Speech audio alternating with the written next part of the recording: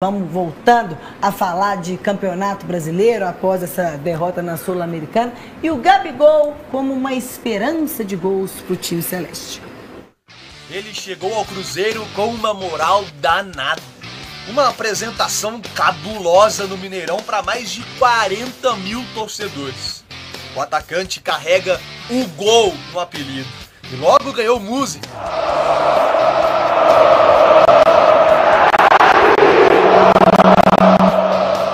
No clube celeste, o jogador chegou cumprindo as expectativas de balançar as redes. Já foram 6 gols em 9 partidas.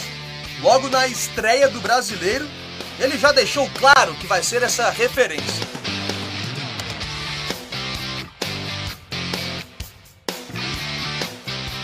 Por falar em Série A, o Gabigol é o terceiro maior artilheiro da era dos pontos corridos desde 2003.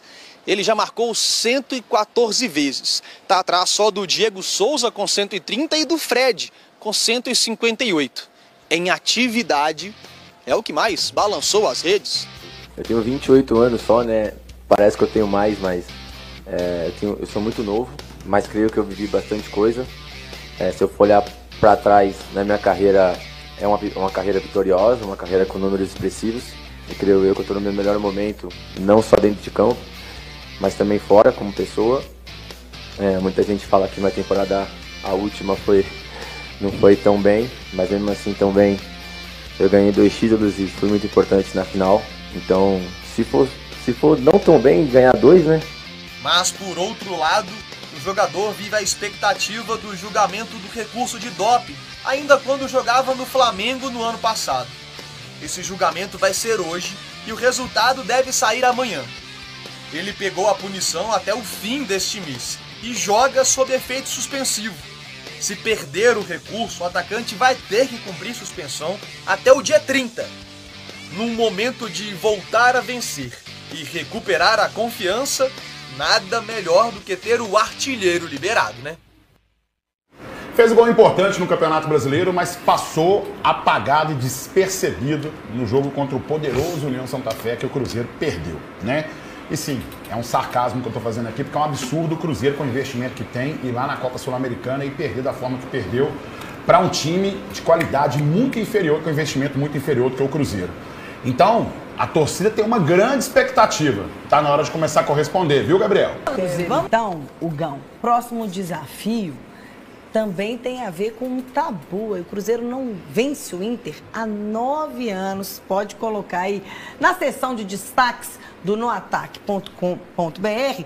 Nessa sequência desses 9 anos, Hugão, foram 11 jogos com 6 vitórias para o Internacional e 5 empates. Uma sequência bem complicada mesmo. Inclusive lembro de uma eliminação para o Inter na Copa do Brasil, naquela campanha trágica de 2019, em que vem Rogério Ceni, inclusive era ele o treinador naquela situação. São os gols que a gente está vendo aí. Tinha jogadores que hoje estão no elenco, que fazia parte desse elenco aí, dessa derrota aí. Então, ou seja, um desafio maior para o Cruzeiro. Por quê? Porque o Cruzeiro, péssima campanha no Campeonato Mineiro. A gente estreia no Campeonato Brasileiro com uma vitória, mas com o futebol de dar calo nas vistas e bem preocupante. A gente tenta, às vezes, aqui, dar uma amenizada para não colocar uma crise, não aumentar, às vezes, um problema maior que às vezes ele é. Mas eu fiquei bem preocupado com esse jogo também da Sul-Americana. E na sequência, esse desafio que é jogar contra o Inter no Beira-Rio, que é um baita de um adversário. Tem jogado um futebol bom, o Inter tem jogado um bom futebol, né? Então, é um desafio maior. E antes da gente começar a criticar o Leonardo Jardim, concordo que a escalação dele nos 2 jogos foram estranhas, no mínimo estranhas, as 2 escalações, é necessário que a gente também entenda a responsabilidade dos jogadores e a responsabilidade de Alexandre Matos em relação da formação desse elenco e também daquilo que é entregue dentro de campo. O Matos pode até falar, eu não entro em campo. Pois é, mas você é quem faz o planejamento desse elenco. E aos jogadores que entram em campo, é ter aquele raciocínio, aquele pensamento de entender o seguinte, não está funcionando.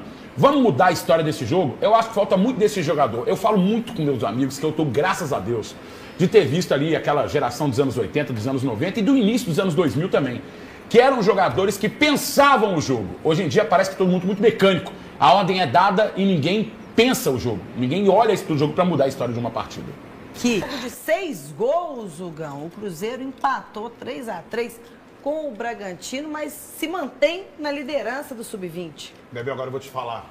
Pedrinho, eu vou apelar pra fé. Em nome de Jesus, meu filho. Faz um plano de carreira pra esse menino aí, pro Cauã Batistella, que o moleque joga demais da conta. Tem leitura de jogo, tem movimentação. É um cara que levanta a cabeça. É aquele craque, aquele meia, sabe? Quem que é ele ali, o Gão? Que ele fez o gol ou do passe? Ele é o que fez o gol. Ele é aquele cara, sabe, clássico, sabe? Ele é aquele cara clássico, que lembra muito mesmo dos grandes jogadores. É o Cássio gol ali? Cara, não, esse é o Marcelo, grande goleiro, sem dúvida nenhuma. Mas aí ele foi realmente pego por essa bola ter chegado muito rápida naquele momento ali, e o efeito que ela pega ali, né? O Bragantino, ele acaba fazendo o 2-1 aí, num cochilo da defesa do Cruzeiro. O Cruzeiro tem uma defesa muito sólida, isso que me surpreendeu nesse 3-3.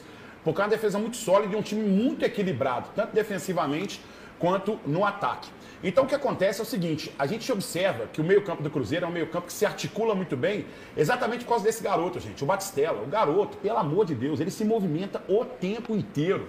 Ele está em todas as partes do campo, ele consegue se movimentar bem, ele consegue se articular bem, ele cria muito bem. As jogadas dele geralmente são aquelas jogadas de cabeça erguida. A gente observa o garoto, por exemplo, é um garoto que mostra maturidade e é um garoto de 17 anos. Eu vou cansar de elogiar ele aqui, cansar de elogiar.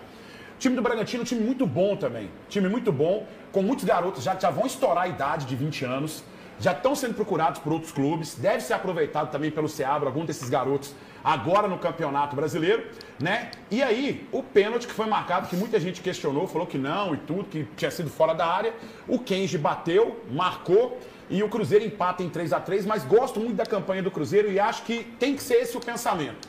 Não tem que botar medo nos meninos, não. O resultado ele vem, mas tem que pensar sempre nesses garotos para poder jogar no time profissional. E o Cauã Batistella tem que ser usado, viu, gente?